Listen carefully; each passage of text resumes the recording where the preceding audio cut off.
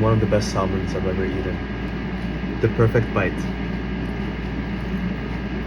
Today we're making salmon and grains cooked in a suvie. Suvie is the only countertop appliance that refrigerates and cooks your food, so you can make your meal whenever you want. Their selection of meal kits is endless, and the prep time is less than 5 minutes. Simply drop your ingredients in your meal kit onto your sous vide pan. You can select pre-existing meals saved on the sous vide, or manually select the mode, temperature, time for your top and bottom pan.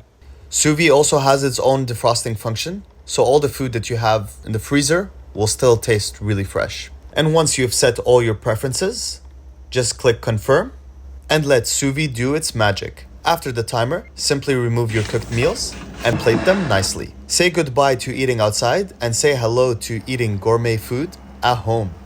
Would you take a look at that? Mediterranean salmon grain bowl, cooked in a sous vide. Take a look at that.